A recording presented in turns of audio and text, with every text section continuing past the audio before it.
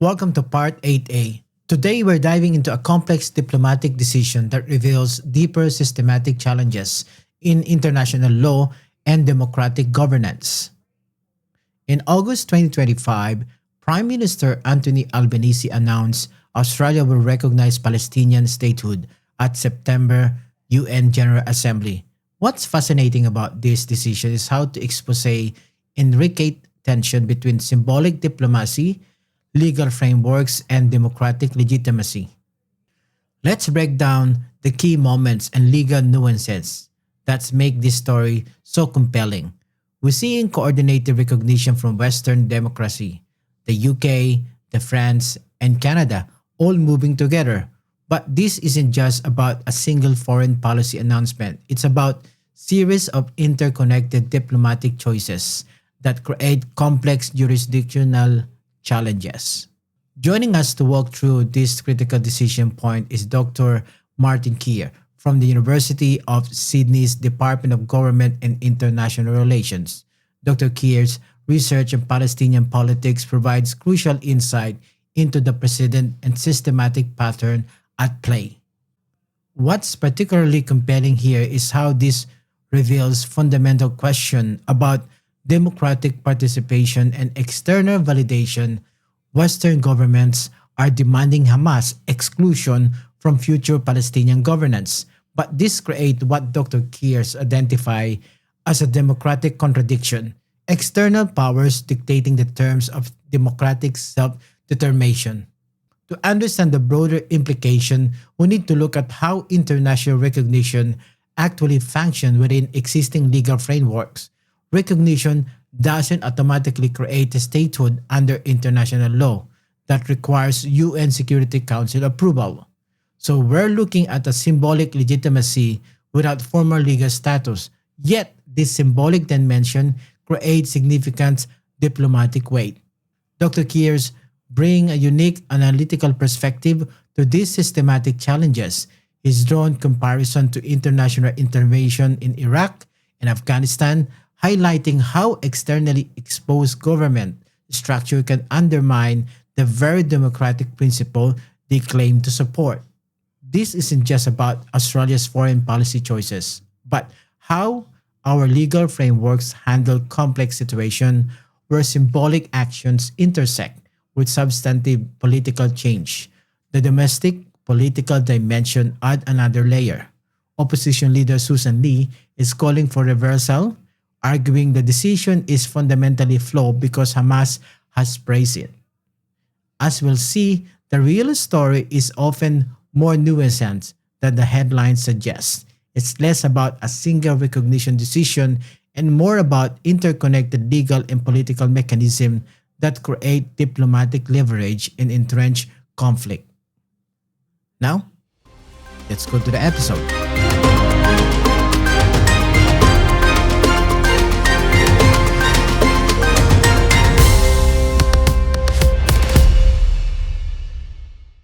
Please welcome to the show at Part 8A, Dr.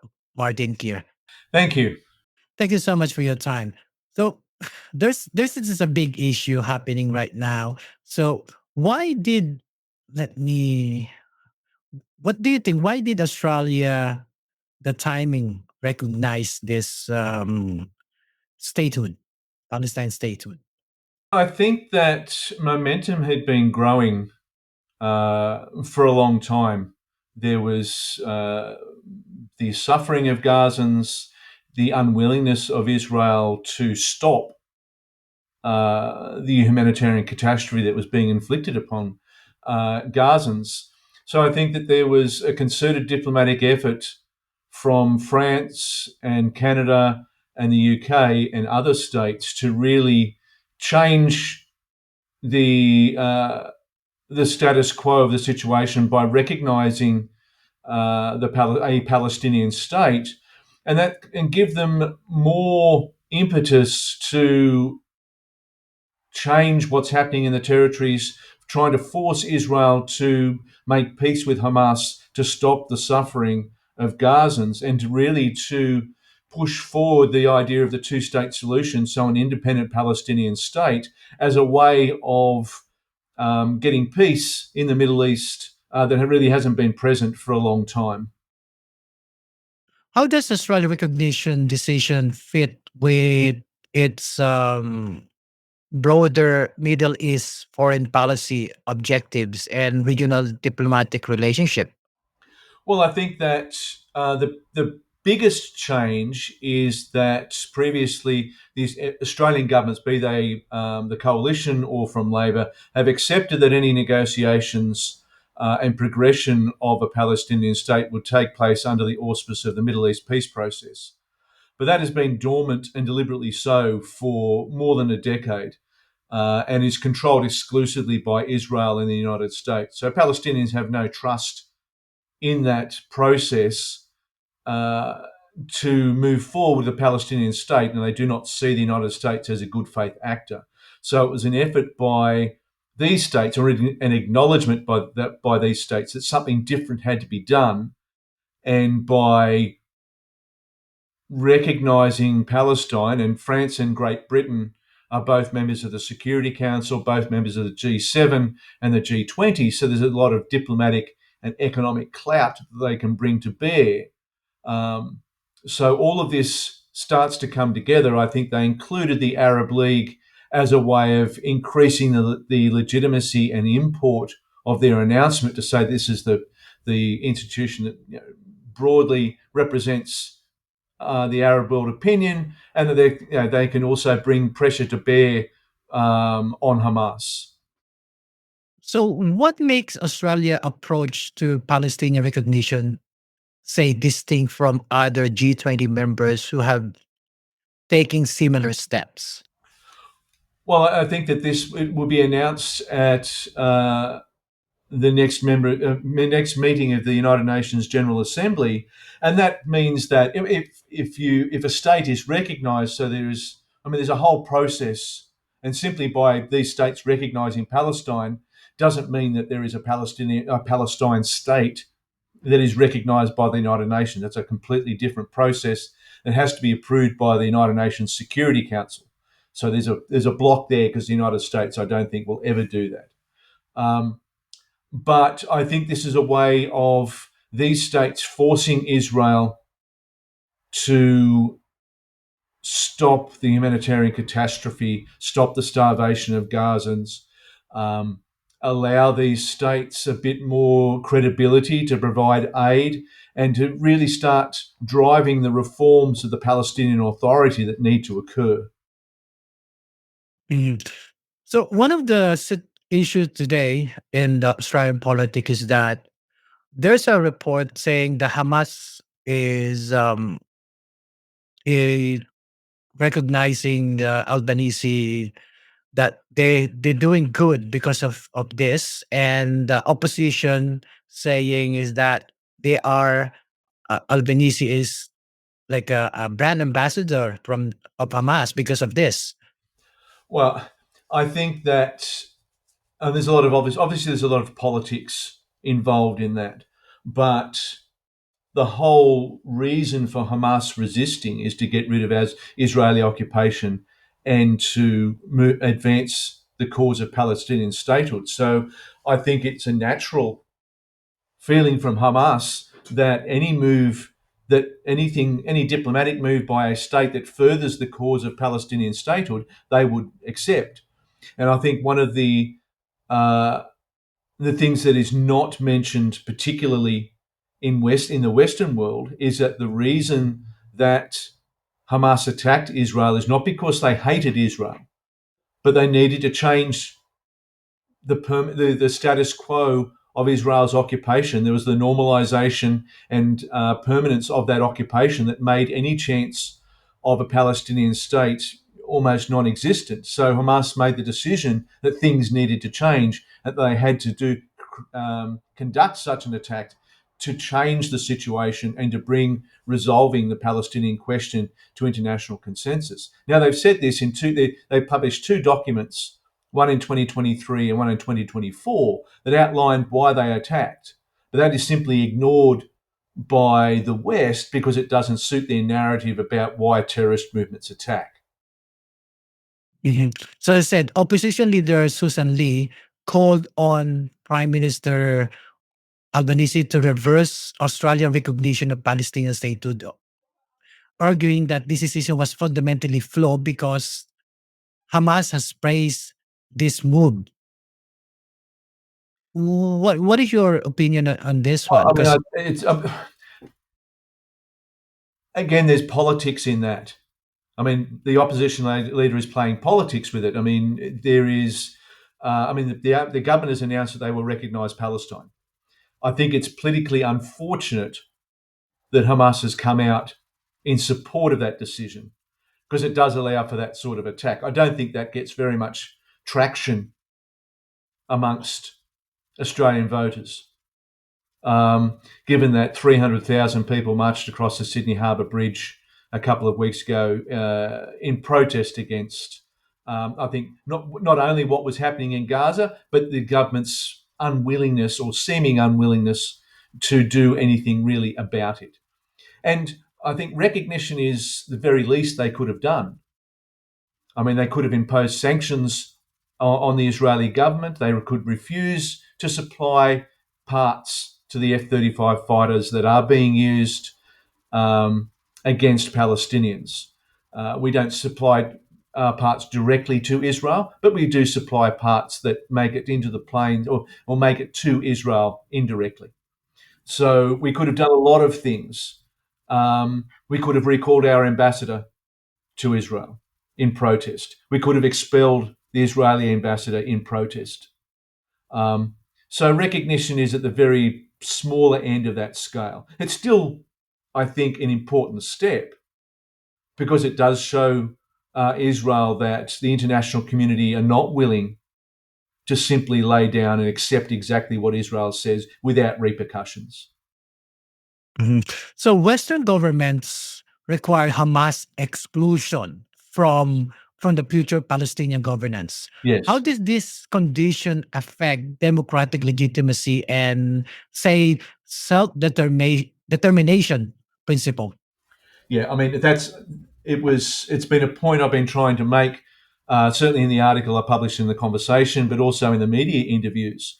If we want Palestine to be a democratic state, then it should be up to Palestinians to decide who does and doesn't represent them.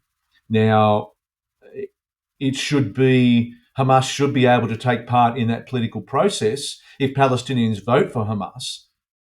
And that's if a majority of Palestinians, vote for Hamas, then we need to accept in any elections. We need to accept that result. In the same case, we should have accepted the election result in 2006, the elections that Hamas won, which were the first free, fair, and open elections in the Arab world. So it wasn't as though Hamas won by subterfuge. Hamas won those legitimately. And if you look at the Palestinian polls that have been done every quarter, Hamas is just as popular, if not more popular, than Fatah, who is the other major Palestinian movement.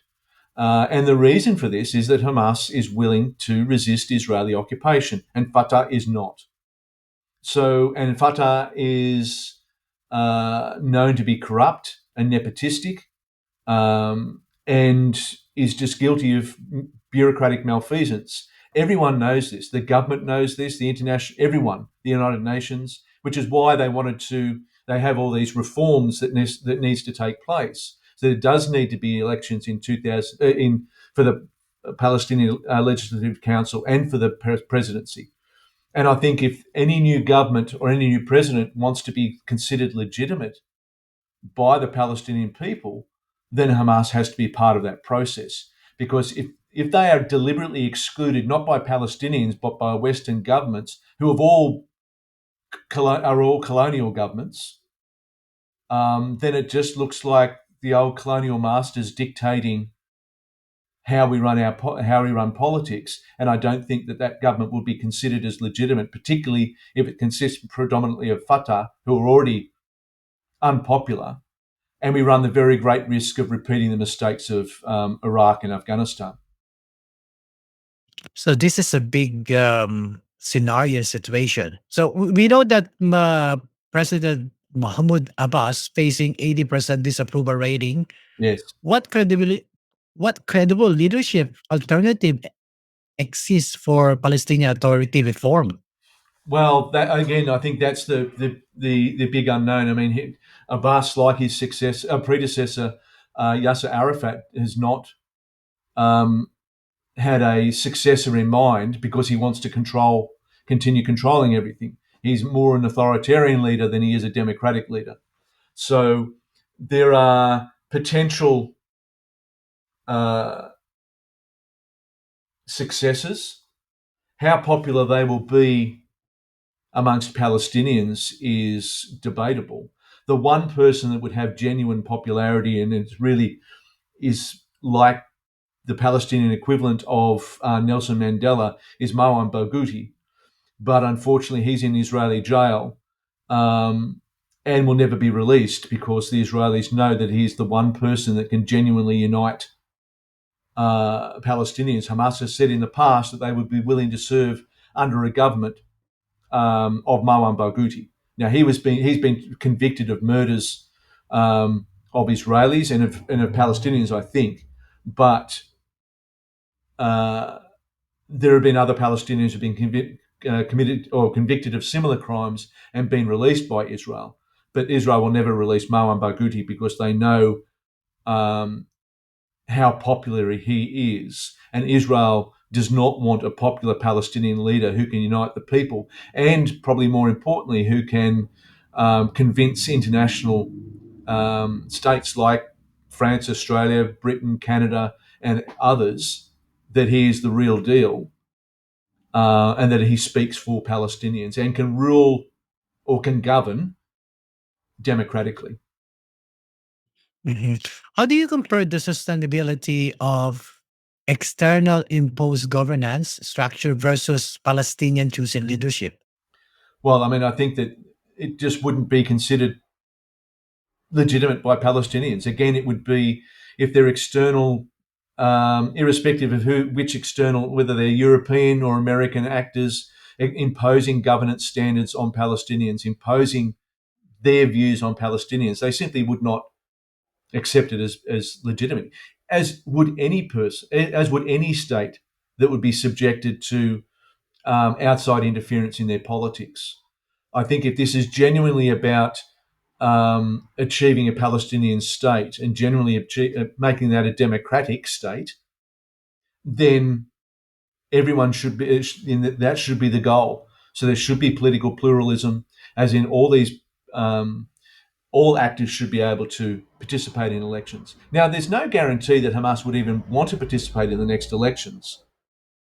Um, they may choose, not given the sacrifice, given the cost of this war, they may choose not to participate in any future elections, but I think the opportunity should be there for them, should they choose to do so, to participate and let the Palestinian voters be the judge of who governs them.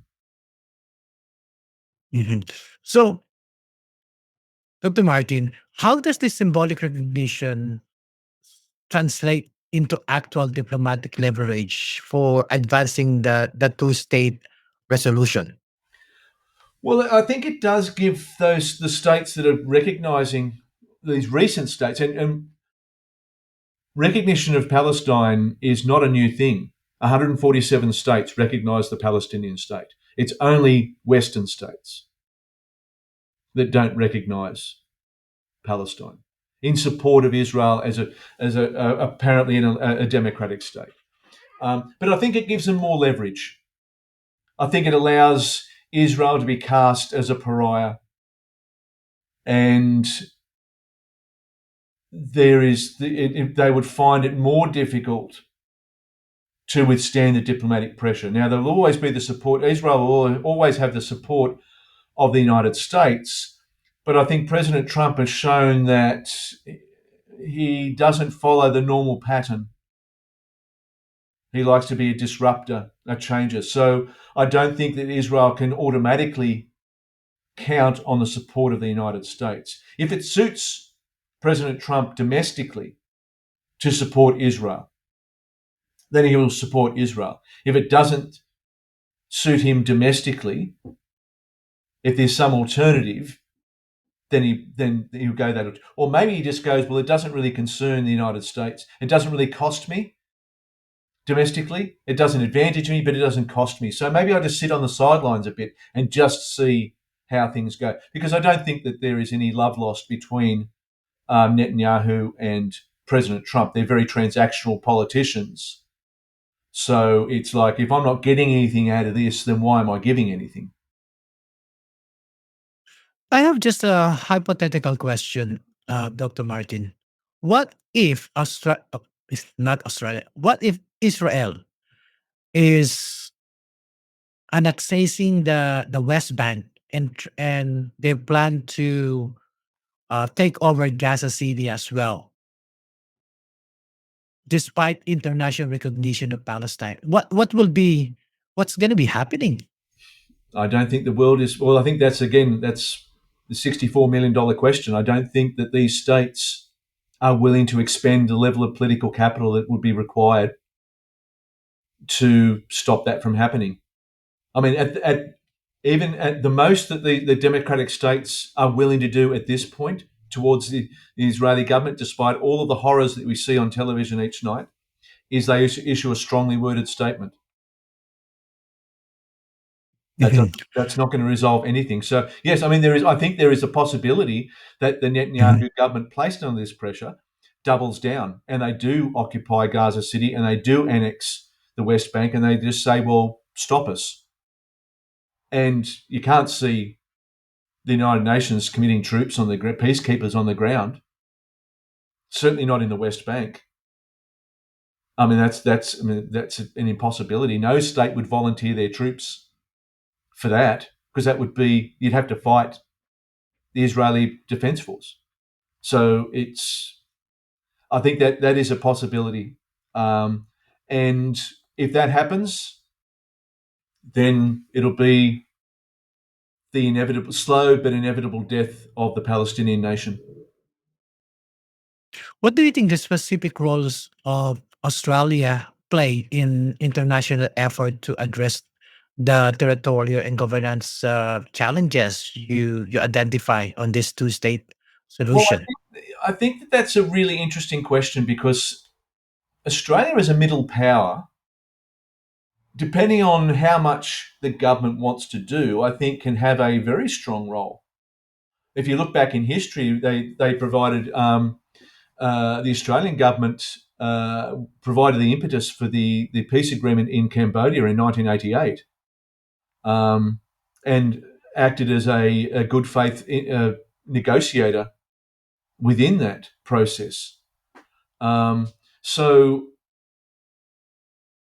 I think again, depending on what the government wants to do, how much does the government want to do? I think it could play a role in reforming, in playing, perhaps not negotiating between the Palestinians and Israelis, but perhaps driving that reform process.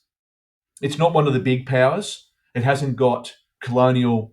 I mean, we're a colonial state, but we're not Britain or France. So there's not that underlying animosity between Australia towards Australia. So I think there's the opportunity there. It just depends on how much the government wants to do and how much political capital it is willing to expend. Thank you so much for that. My last question to you is what lesson from other statehood recognition process could guide more effectively approaches to a Palestinian sovereignty?